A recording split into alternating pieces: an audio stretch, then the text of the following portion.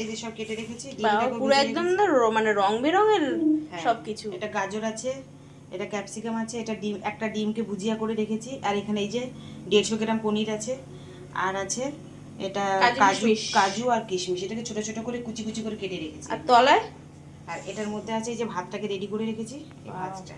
তাহলে হচ্ছেটা কি এটা? এটা ফ্রাইড রাইস হবে। Fried rice. কিউব বাটারটাকে দিয়ে দিচ্ছি আমি। Cube butter? হ্যাঁ, এর মধ্যে এইগুলোকে দিয়ে দেবো।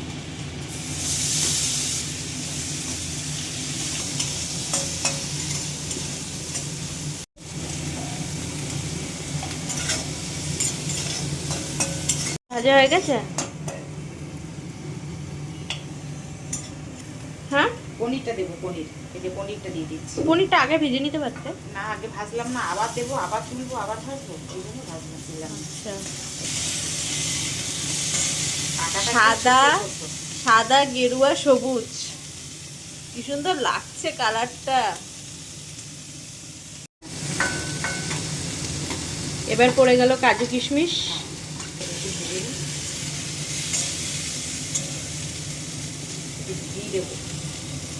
বাটার দিয়েছো না এটা? এবার পড়ছে ঘি।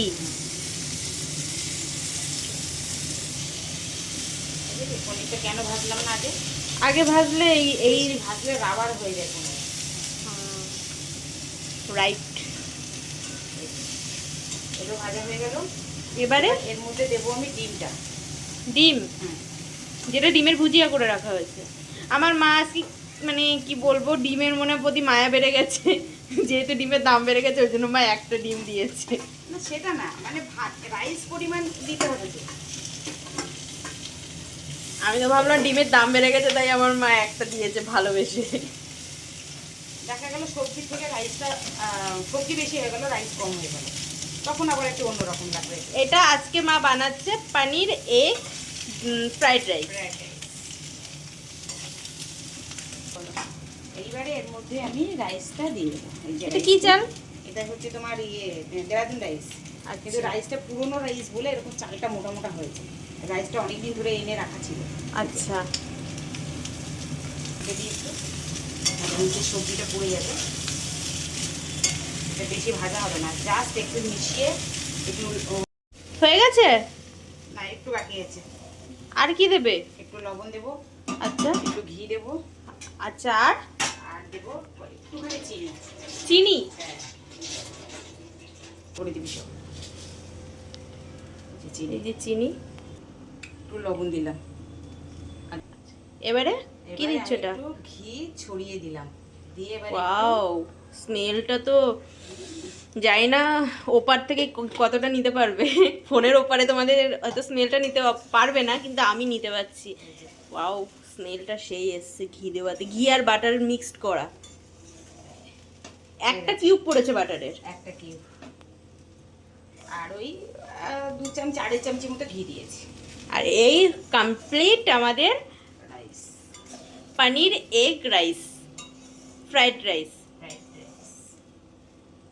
ইচ্ছা ছিল মিক্স করব, মিক্সটা করলাম না, ঠিক আছে। এটাও নতুনত্ব, পনির দিয়ে আমি কখনো খাইনি, পনির দিয়ে খাবো আজকে।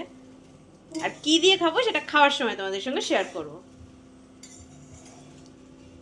কতটা কালারফুল লাগছে, এই জন্য আমি বিরিয়ানির থেকে এইটা বেশি পছন্দ করি।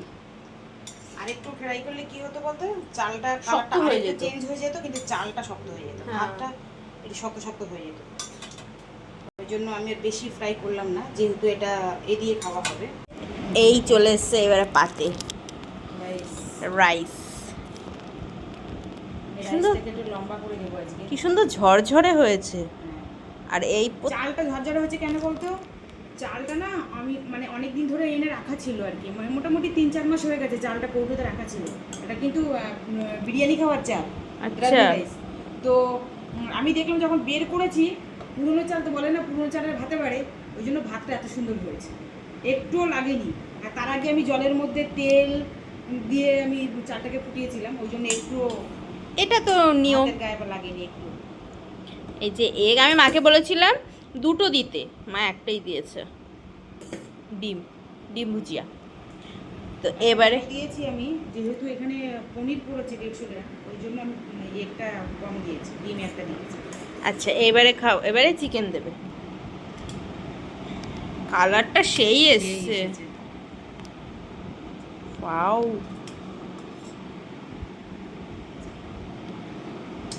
তোমার সেই, আমার সেই, সেই ওটা হাত দিয়ে তুলে দাও না। হাত দিয়েই তুলি। এই যে এতটা সেদ্ধ হয়ে গেছে যে মাংসটা ছাড়িয়ে যাচ্ছে। এই যে এই এক বন্ধুরা জানে এটা না হলে আমাকে বাড়ি ঢুকতে দেবে না আমার মেয়ে, সেই জন্য ওটা আলাদা করে আনতে হয় ওর জন্য। মোটেও না, ওটাও নাকি, ওটাও নাকি। এটা একটা হলেই হয়ে যায়, আর লাগে না। তো চলো, তুমি রান্না করেছো, তুমি একবার খেয়ে দে, বলো। অবশ্যই অবশ্যই বলবো, অবশ্যই বলো কেমন হয়েছে। অনেকদিন পর একটু ভালো করে খাচ্ছি। কেন, কি বলতে চাইছো তুমি? এতদিন ভালো করে খেতে না? সেটা না, মাংস তো আমার সপ্তাহে 2-3 বার হয়ে যায়, সেটা না, মানে রাইসটা আর কি, বিভিন্ন রকমের রাইস। হ্যাঁ সেটা বলো, যে আমরা অনেকদিন পরে ফ্রাইড রাইসটা খাচ্ছি। যেহেতু অনেকদিন কি বলে দুজনেই মোটা হয়ে যাচ্ছিলাম, ওই জন্য একটু খাবার থেকে দূরে ছিলাম। মাছ মাংস হচ্ছিল, আমরা হচ্ছি বাঙালি বস, আমাদের খাওয়া দাওয়া কন্ট্রোল করা সম্ভব নয়। ঘি বাটার দিয়ে যে খাওয়াটা, এটাকে একটু অ্যাভয়েড করছিলাম, তা আর পাচ্ছি না, খেতে ভালোবাসি তো আর পাচ্ছি না। তো চলো, আচ্ছা তুমি আগে খাও, এবারে খেয়ে বলো কেমন হয়েছে। একদম আগে দেখি কেমন হয়েছে।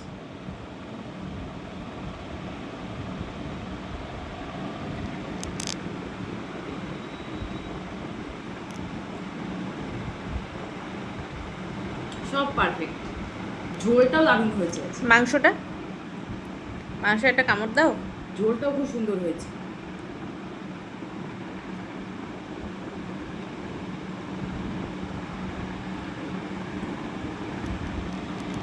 একদম পারফেক্ট। আর তার সঙ্গে রয়েছে এখানে একটা চাটনি রয়েছে, চাটনিটা খোলা নেই, ঢাকনা আছে। এবার আমিও খেয়ে দেখবো কেমন হয়েছে। চলো এবার আমি একটু খেয়ে দেখি কেমন হয়েছে। মা তো রিভিউ দিয়ে দিয়েছে। আলুটা পুরো একদম মাখনের মতো গলে গেছে, মানে এমনভাবে মা কষিয়েছে, চিকেন টিকেন সব ছাড়িয়ে গেছে।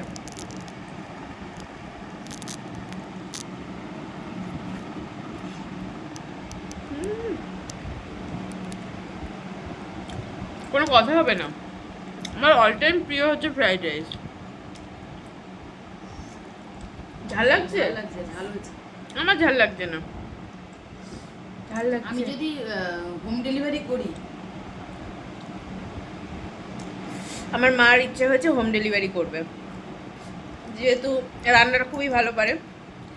এখন দেখা যাক আগামী দিন কি করা যায়, আর যদি করি তখন সেটা তোমাদের সঙ্গে অবশ্যই শেয়ার করব। আর তোমরা তো আছোই পাশে।